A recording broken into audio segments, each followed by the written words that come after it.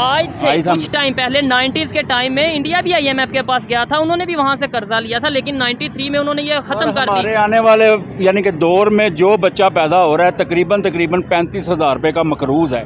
दुनिया में आने से पहले 1,35,000 हो सकता है, 35,000 1,35,000 रुपए का मकरूज है सर। चाइना को जरूरत है इंडिया की, जबकि एक दूसरे का फौजी मार रहे हैं वो, लेकिन ट्रेड नहीं रोक रहे। इंडिया को जरूरत है चाइना की, क्योंकि इंटरनेशनल मार्केट में चाइना की मजबूरी है। इंडिया कुछ कंप्रोमाइज कर रहा है, हमारे साथ इंडिया क्यों कंप्रोमाइज करेगा?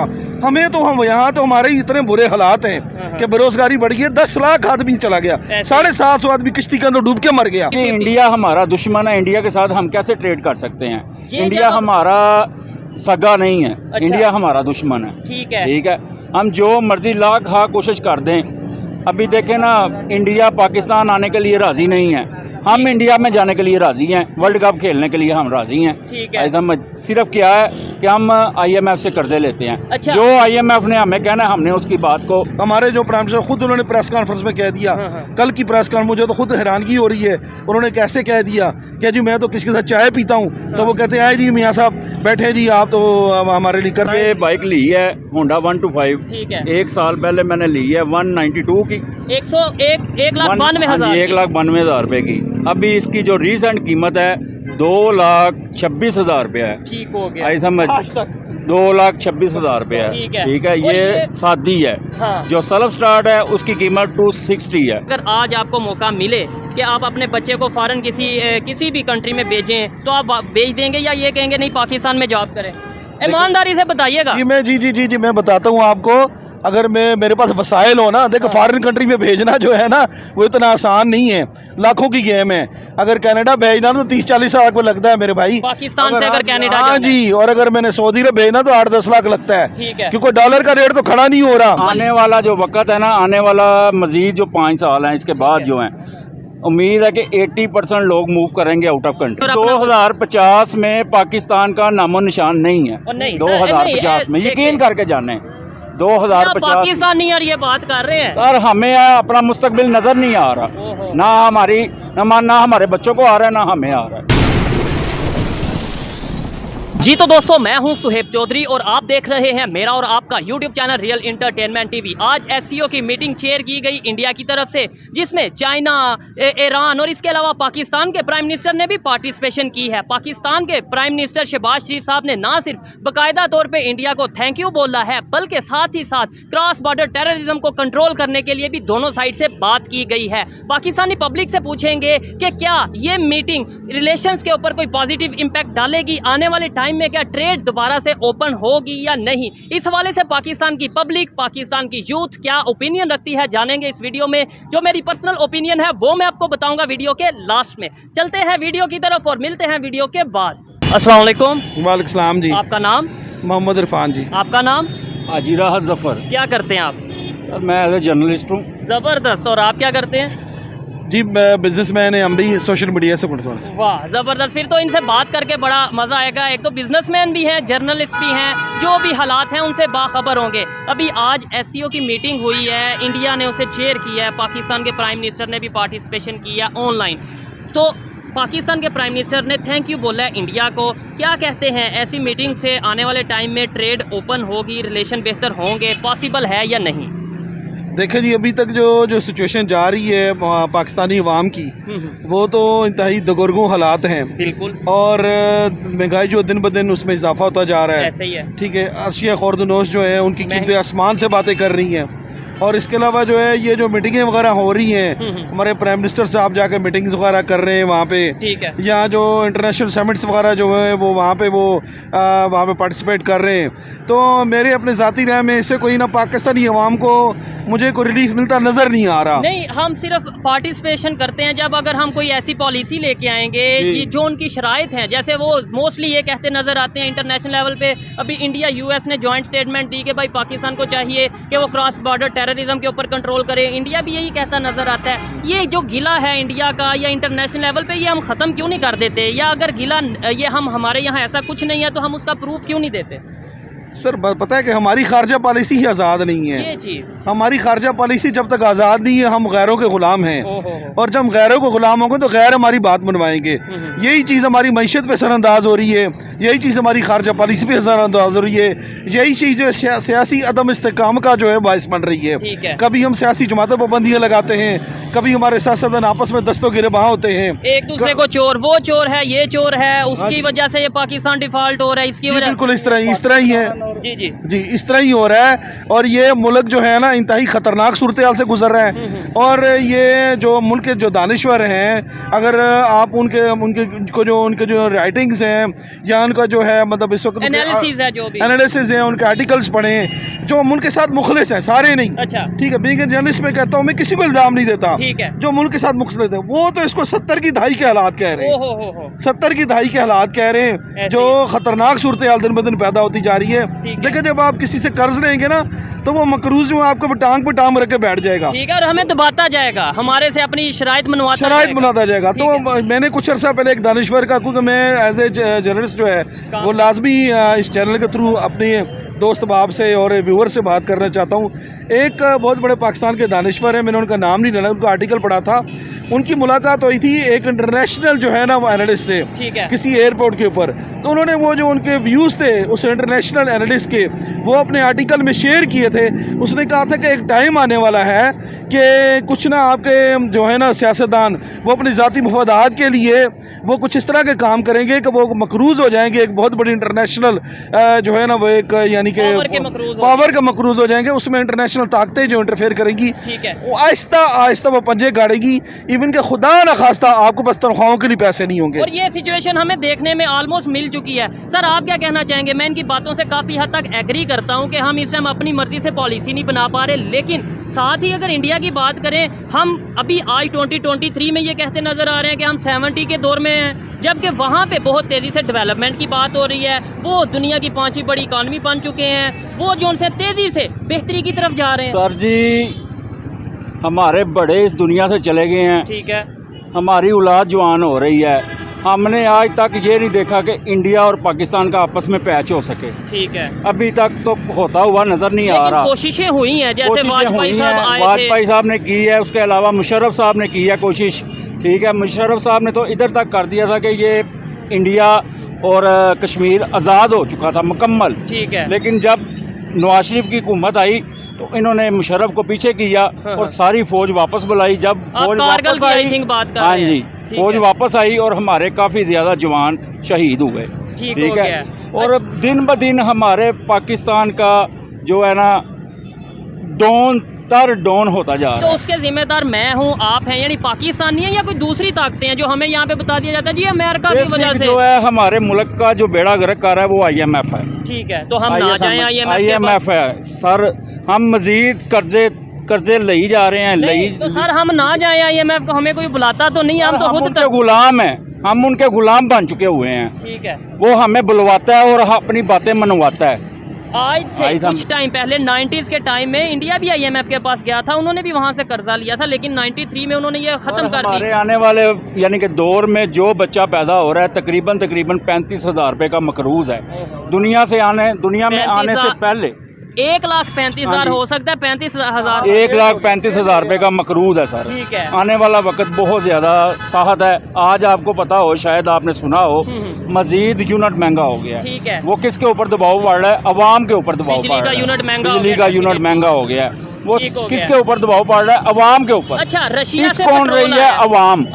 अवाम पिस रही है। रशिया से पेट्रोल आया, बड़ी बात चल रही थी सर के जी रशिया से पेट्रोल आएगा, सस्ता हो जाएगा पेट्रोल, वो फिर 8 रुपये महंगा हो गया, पेट्रोल भी आ गया, फिर भी 8 रुपये महंगा हो गया।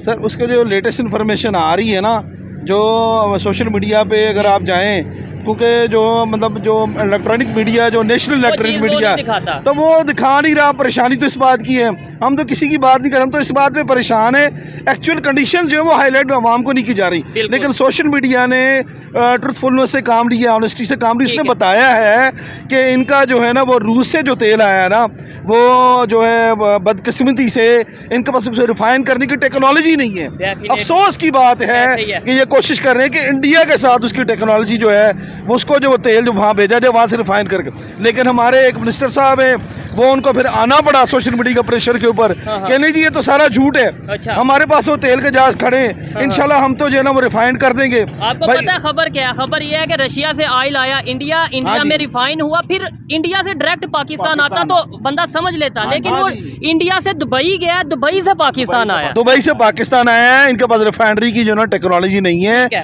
उसको रिफाइन करने की। अब देखे ना वो अरबों डॉलर उस पर रिफाइन करने पे लगेगा। जब वो अरबों डॉलर रिफाइन करने पे लगेगा तो फिर प्राइस कहाँ कम होगी, मुझे बताएं। डेफिनेटली कहाँ कम होगी। अच्छा, वो प्राइस तो वही की भी रहेगी जो हमने पहले रशिया से इंडिया, अगर ये खबर सच है इंडिया और वहाँ से रिफाइन होके दुबई, दुबई से पाकिस्तान आए, यही हम अगर रिलेशन नेबर से बेहतर करते हैं, ना सिर्फ इंडिया से, ईरान से बेहतर करते हैं, अफगानिस्तान से बेहतर करते हैं, तो हम डायरेक्ट वहाँ से चीज़ें ले सकते थे, इंपोर्ट कर सकते थे। बहुत सब्जियाँ हैं, ईरान से ऑयल है। हम नेबर से रिलेशन बेहतर करने की बजाय कभी अमेरिका कभी रशिया क्यों भाग रहे हैं, इंडिया से क्यों नहीं? हुकूमत आपके अड्डे बेच रही है सर, हवाई अड्डे बेच रही है। आपको लेटेस्ट अपडेट दें, कराची का हवाई अड्डा सेल हो चुका है, बिल्कुल गिरवी रख दिया गया है। उससे पहले कराची पोर्ट भी गिरवी रख दिया गया है। कराची पोर्ट भी गिरवी रख दिया गया है। अभी लेटेस्ट अपडेट आई है कि कराची का हवाई अड्डा भी गिरवी रख दिया गया है। ठीक है, क्या वजह? हम कब तक ये अपने घर की चीजें बेच बेच के कभी सड़क बेचेंगे, कभी हवाई अड्डे बेचेंगे? और 2050 में पाकिस्तान का नामो निशान नहीं है।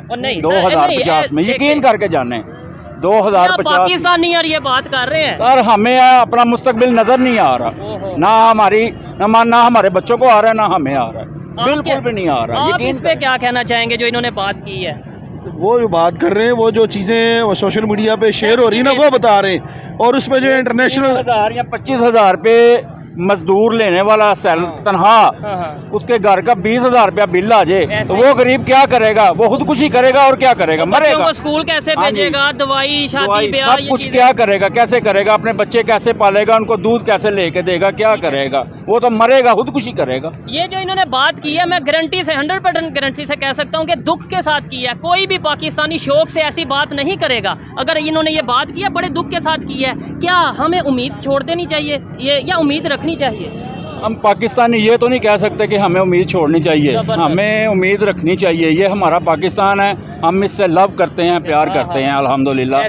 ठीक है, आने वाला वक्त इंशाअल्लाह ताला अच्छा हो कि बेहतर होगा। मेरा सवाल ये था, ट्रेड क्यों नहीं हम कर लेते इंडिया के साथ? जैसे ये आपने बात की 2050। इंडिया हमारा दुश्मन है, इंडिया के साथ हम कैसे ट्रेड कर सकते हैं? इंडिया हमारा सगा नहीं है। अच्छा। इंडिया हमारा दुश्मन है। ठीक है, ठीक है, हम जो मर्जी लाख कोशिश कर दें, अभी देखें ना, इंडिया पाकिस्तान आने के लिए राजी नहीं है। हम इंडिया में जाने के लिए राजी हैं, वर्ल्ड कप खेलने के लिए हम राजी हैं। ठीक है, एकदम सिर्फ क्या है कि हम IMF से कर्जे लेते हैं। अच्छा। जो IMF ने हमें कहना है, हमने उसकी बात को पहले नंबर पे तो हमें दुश्मनी, कारोबार में दुश्मनी दोस्ती वाला कंसेप्ट दूर होना चाहिए। और उसके अलावा दुश्मनी वाली रीज़न ही जो हमें 70-75 साल से इतनी हेट फैला दी गई है, नफरत मेन स्ट्रीम मीडिया में बढ़ा दी गई है कि दुश्मन है। चाइना इंडिया की भी आपस में दुश्मनी है, वो तो ट्रेड करते हैं, उन्होंने ट्रेड बंद कर दी है। देखिए वो ट्रेड करते हैं, लेकिन उन दोनों की मजबूरी है। तो दोनों हमारी मजबूरी नहीं बता दो। 700 अरब डॉलर की एक्सपोर्ट होगी इंडिया की। ठीक है, हमारी गुज़श्ता हुकूमत ही में किसी हुकूमत बाद में 30 जो न्यूज़ आ रही है तो 33 अरब डॉलर की जो थी वो हमारी एक्सपोर्ट है, लेकिन उसके इंडिया के एक्सपोर्ट के बराबर, आटे के लून के बराबर भी नहीं था। सही है, लेकिन ये है कि वो कम से कम ग्रोथ हो रही थी। अब जो माशाल्लाह से जो हमारी मौजूदा हुकूमत की सिचुएशन जा रही है, वो हमारी ग्रोथ रेट नेगेटिव जा रही है। तो जब आप नेगेटिव जाएंगे तो गर्दन झुका के चलेंगे। वो दोनों लेवल पे हैं। यानी हम ये दुश्मनी वाला माइंड में रख लें और वैसे भीख मांगते फिर ऐसे भागते रहे। वो दोनों लेवल पे हैं। चाइना को जरूरत है इंडिया की, जबकि एक दूसरे को फौजी मार रहे हैं वो, लेकिन ट्रेड नहीं रोक रहे। इंडिया को जरूरत है चाइना की, क्योंकि इंटरनेशनल मार्केट में चाइना की मजबूरी है। इंडिया कुछ कंप्रोमाइज कर रहा है, हमारे साथ इंडिया क्यों कंप्रोमाइज करेगा?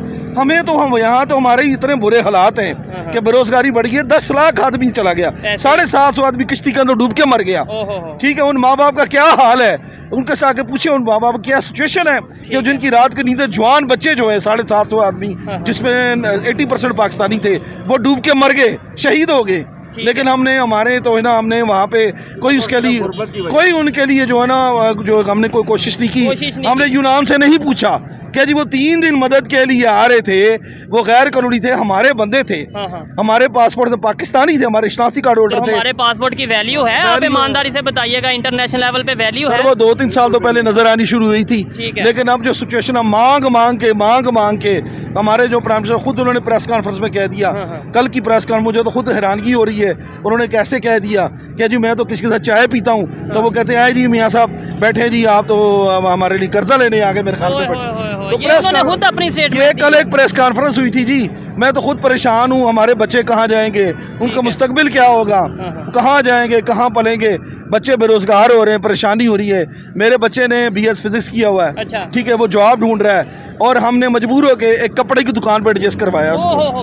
देखें इस टाइम हमारी ये कंडीशन है, और ये पाकिस्तान के मेन एरियाज हैं। लाहौर की अगर हम बात करें, रिकॉर्डिंग करते हैं, गुजरांवाला की बात करें, यहाँ रिकॉर्डिंग करते हैं, ये मेन एरियाज हैं। अगर यहाँ पे BS फिजिक्स करके कपड़े की दुकान पे सेलमैन होगा, तो जो सिंध का एरिया है, जो कश्मीर का एरिया है, जो बलूचिस्तान का एरिया, वहाँ पे सबसे बड़े सिटी में आप खड़े हैं, गुजरांवाला संती शहर है, इधर बेरोजगारी अरूज पे जा रही है, इंडस्ट्रियल एरिया है, यहाँ पे सिचुएशन है। हाँ जी, अरूज पे जा रही है, जो है ना बेरोजगारी अरूज पे है। ठीक है, बड़ा मजा आया, परेशान है, बड़ा मजा आया बात करके। जर्नलिस्ट थे, बिजनेसमैन भी थे। लास्ट में ये बताएं, ये चीजें हम पब्लिक को कैसे बताएं, इन चीजों पे डिस्कस क्यों नहीं हो रहा, डेवलपमेंट के हवाले से हम क्यों नहीं बात करते। ये जो लोग खड़े हैं, ये जो यूथ खड़ी है, आपने बात की, देखें वो सुनने के लिए खड़े हो गए। मेन स्ट्रीम मीडिया पे ये बात क्यों नहीं की जाती? आप लोग आवाज़ उठाते हैं, हम आवाज़ उठाते हैं, मेन स्ट्रीम मीडिया क्यों नहीं आवाज़ उठाता? बात यह है सर कि यहाँ पे सिचुएशन इस किस्म की है कि जो कहीं से बात करे उसका खाना खराब कर दो, ठीक है। अब ये कह दो ये गद्दार है, ये किसी के कहने पे कर रहा है। हाँ जी, तो ये एक सिचुएशन ये हो गई है कि वो बेचारा आपको नजर नहीं आएगा, बंदा गायब, बंदा नहीं नजर आएगा, वो बंदा गायब हो जाता है। सोशल मीडिया के सामने आ गया, उसने हुकूमत के खिलाफ कोई बात कर दी, नेक्स्ट डे वो आपको नजर नहीं आएगा। क्यों फ्रीडम ऑफ स्पीच पाकिस्तान में नहीं? आप तो जर्नलिस्ट हैं, क्या कहते हैं सर? वो अगर होती तो उस वक्त शायद हालात चेंज होते। अगर इस वक्त पाकिस्तान में तो कानून नहीं है, देखेंगे कानून अशराफिया के लिए, गरीबों के लिए तो कानून ही है। गरीब जो है वो धक्के खाता है, एक दरख्वास्त लेके 15-20 दिन थाने में, तो उसकी सुनवाई कोई नहीं होती। एक अमीर आदमी प्राडो गाड़ी से उतरता है, वो 10-20 हज़ार 25 हज़ार रिश्वत देता है और अपने मुतालिका बंदे को अंदर करवा देता है। बात ये तो कल्चर चल रहा है, ये कल्चर ख़त्म नहीं हो सकता। इसलिए पाकिस्तान के जो है ना इंफ्रास्ट्रक्चर जो है, इंसाफ का कानून नहीं है यहाँ पे। और सबसे पहले मैं ये समझता हूँ एजुकेशन सिस्टम को चेंज होने की जरूरत है। आप क्या कहेंगे? सर एजुकेशन सिस्टम भी तब चेंज हो जब आप मुल्क के अंदर इंसाफ का कानून लेके आए और करप्शन को खत्म करें। हर जो है उसमें इदारे में तो करप्शन मौजूद है, तो जब जहाँ पे करप्शन होगी वहाँ पे आप ग्रोथ कैसे होगी?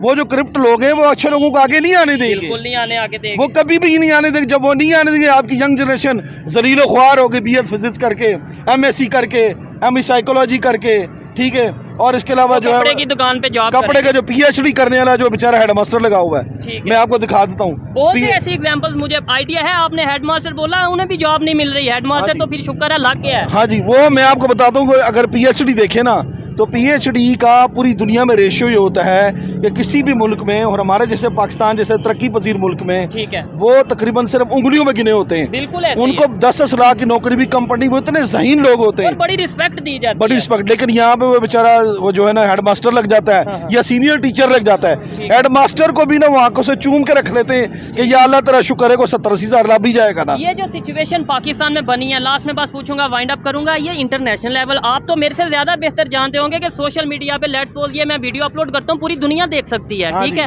इंटरनेशनल लेवल पे जब ये सिचुएशन जाती है, कोई बिजनेसमैन यहाँ पे आके इन्वेस्टमेंट करना चाहेगा, कोई फॉरेन इन्वेस्टर यहाँ पे आके ये कहेगा कि मैं टेस्ला की कंपनी यहाँ ले आऊँ, मैं यहाँ पे ओपो मतलब या कोई भी ऐसी कंपनी है वो यहाँ पे लाऊं, इसे यहाँ से उल्टा कंपनीज वापस जा रही हैं, शेल का पंप आज जा रहे हैं ना। कोई भी बंदा इधर आके इन्वेस्ट करने के लिए तैयार नहीं है, कोई बंदा भी इधर आके पाकिस्तान में इन्वेस्ट करने के लिए तैयार नहीं है, ठीक है। जो हालात हमारे मुल्क के इस टाइम बने हुए हैं, और ये आने वाला जो वक्त है ना, आने वाला मजीद जो 5 साल हैं इसके बाद जो है, उम्मीद है कि 80% लोग मूव करेंगे आउट ऑफ कंट्री, 80% इंशाल्लाह। और यूथ अभी भी बड़ी तादाद में कर रही है, ज़्यादा जा रही है। जो अभी रिसेंट वाकया हुआ है यूनान वाला, आपके सामने ही है, कोई बंदा पूछने वाला नहीं, आज मर गया कल दूसरा दिन। किसी ने भी जाके, हमारे जो प्राइम मिनिस्टर साहब हैं शहबाज शरीफ साहब, वो अक़वाम मुत्तहिदा के इजलास में गए हैं, यूनाइटेड नेशन में गए हैं, उधर जाके वो भीख मांग रहे हैं ठीक है, उन्होंने कोई मसला यूनान का नहीं उठाया। ठीक हो गया। अभी जो और एक बड़ी बात जो उसमें लेटेस्ट वाकया हुआ है स्वीडन में, हाँ। कुरान पाक की जो बेहरमती हुई है उसके मतलब भी अभी तक कोई आवाज़ नहीं उठाई। कह रहे हैं जुम्मे वाले दिन कोई प्रोटेस्ट किया जाएगा, प्रोटेस्ट रिकॉर्ड किया जाएगा।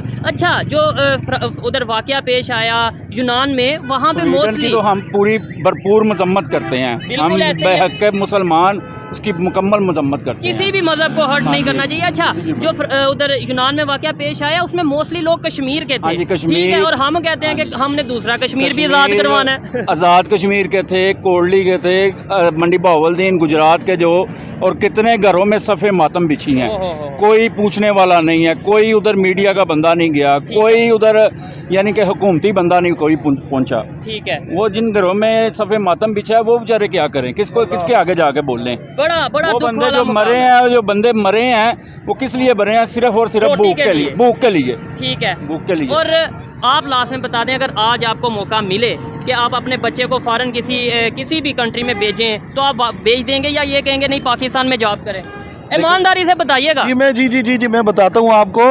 अगर मेरे पास वसाइल हो ना, देखो फॉरेन कंट्री में भेजना जो है ना वो इतना आसान नहीं है, लाखों की गेम है। अगर कनाडा भेजना तो 30-40 लाख में लगता है मेरे भाई, पाकिस्तान से अगर कनाडा। हाँ जी, और अगर मैंने सऊदी अरब भेजना तो 8-10 लाख लगता है, क्योंकि डॉलर का रेट तो खड़ा नहीं हो रहा। जब खड़ा नहीं हो तो वीज़ों के रेट दिन ब दिन बढ़ते जा रहे हैं। ठीक है, तो मेरे पास वो जो 30-40 लाख होगा तो पाकिस्तान में बिजनेस करवा लूंगा उसको, ठीक है, और पाकिस्तान में बिजनेस। लेकिन फिर भी मैं कंपेयर करूंगा, अगर मैं 30 लाख लगा कर मेरा बेटा या मेरा भतीजा या मेरे को बहुत ही करीबी चीज़ उसको मैं अपनी ज़ात से फ़ायदा दे सकता हूँ, तो 10-12 और 5-7 लाख पाकिस्तानी अपना वहाँ की करेंसी से कमा सकता है, मैं उसको भेज दूंगा। क्योंकि यहाँ पे तो हालात फ़िलहाल तो हालात मखदूश हैं। अब अल्लाह ताला ने ये मुल्क खुदा दाद है, इसको इंशाअल्लाह ताला जो है ये हजूर सल्लल्लाहु अलैहि वसल्लम का सदका है, हजूर गौस पाक सरकार का सदका, औलिया अल्लाह का फैज़ान है। उम्मीद हमें रखनी चाहिए। हम अपने बच्चों को हौसला देते हैं, अच्छी बातें बताते हैं। Being a journalist, social activist, हम अपने बच्चों को कहते हैं कि अपने मुल्क में रहो, इस मुल्क की खिदमत करो, सोशल वर्किंग करो, परेशान ना हो। अगर पूछा जाए तो मायूसी होती है, मायूसी। लेकिन हमने उनको मायूस नहीं करा, हमारे पर बहुत बड़ी जिम्मेदारी बड़ी है नाजुक वक्त में। ठीक, हम किसी को किसी बात नहीं, हम ये कहते हैं कि बच्चों को मोटिवेट रखें और उनको नई जॉब्स के लिए। और मैं आपको एक तो दूसरी बात बता दूं, ये जो स्वीडन में वाकया हुआ है ना, ये हमारी ईमान की कमज़ोरी है। ठीक है, ये इस्लामी फोबिया के ख़िलाफ़ आवाज़ उठनी चाहिए। जो पहले थे लीडर जिन्होंने उठाई, चलो अल्लाह भगवान ये उठाते, अल्लाह इनका पर सब, लेकिन ये बीइंग ए मुस्लिम, मैं सिर्फ मुस्लिम, हमें जो भी मुल्क है, चाहे डेनमार्क है, फ्रांस है, कोई भी, उसके सफ़ीर को अपने जज्बा ईमानी से और लबरेज होकर उसको मुल्क बदर कर देना चाहिए। लेकिन हम ऐसा नहीं करते, हम डरते हम भूखे मर जाएंगे, हमारा यूरोपीय यूनियन से रास्ता कट जाएगा। इतनी पावर होगी तो हम ऐसा करेंगे ना। हम यहाँ पे खड़े होकर नारे लगा सकते हैं, जब प्रैक्टिकली हम ये कह सकते हैं कि अमेरिका हमारा दुश्मन है, हम उनके जो फ्लैग है उसके 2 टुकड़े कर सकते हैं अपने जज्बात के लिए। प्रैक्टिकली तभी कुछ बेहतर होगा जब इकॉनमी हमारी स्ट्रांग होगी, दुनिया में हमारी से होगी, दुनिया हमारी बात सुनेगी, तो ही कुछ बेहतर होगा। बस बात पता क्या है, बात ये है कि इकॉनमी स्ट्रांग अलग चीज़ है, ईमान से बड़ी इकॉनमी नहीं है। इस चीज़ का हिसाब कुरान पाक के साथ जो हुआ, या हमारे प्यारे नबी पाक सल्लल्लाहु अलैहि वसल्लम में मतलब है कि हमारी आवाज़ यहीं तक होती है। हमको चाहिए कि अक़वाम आलम में आवाज़ उठाने के लिए कोई तो कदम उठाए, तो दुनिया देखे यार पाकिस्तान ने कर दिया है, अल्लाह की ज़ात को राज़ी करना, अल्लाह रसूल को, वो हम क्यों नहीं कर रहे? उनको हम बुला के सिर्फ ये कहते हैं जी, उनको हम दफ्तर खारजा बुला के, दफ्तर खारजा बुला के जो हम उसका एहतजाज रिकॉर्ड कराते, क्यों? हम उनके वज़ीर आज़म को फ़ोन करें, इमदाद के लिए तो हम फ़ोन कर लेते हैं, ठीक है, यहाँ कोई उनका वाक़या वो फ़ोन कर लेते हैं। लेकिन जब कुरान की बेरहमती होती है या हमारे नबी पाक सल्लल्लाहु अलैहि वसल्लम शान में बेदबियाँ करते हैं, तो वो फिर तो ये कि हमारी जानों का नजराना होना चाहिए। इस पर किसी मुसलमान का मसला है ही नहीं, अल्हम्दुलिल्लाह, आपके समेत, मेरे हमारे बच्चे समेत, तो कोई मसला नहीं है। कोई पाबंदी लग जाएगी 6 महीने साल तो कोई मसला, भूखे नहीं मरेंगे।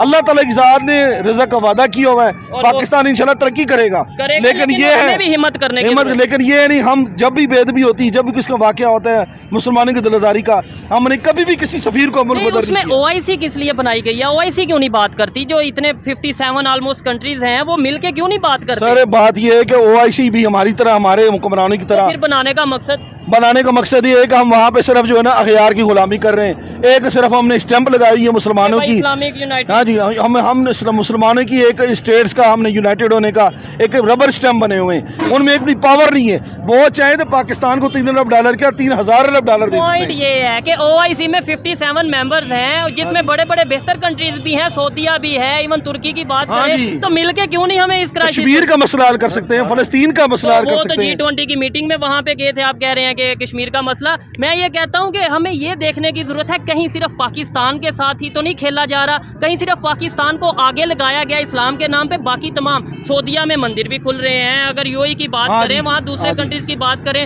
वो बड़े अच्छे रिलेशन रख रहे हैं। हम जो उनसे आज भी जज्बाती होकर इस तरीके से स्टेटमेंट देते हैं कि दुनिया हंसती है और हम डाउन हो जाते हैं। ऐसा ही असल में इत्तेहाद और इत्तेफाक की कमी है।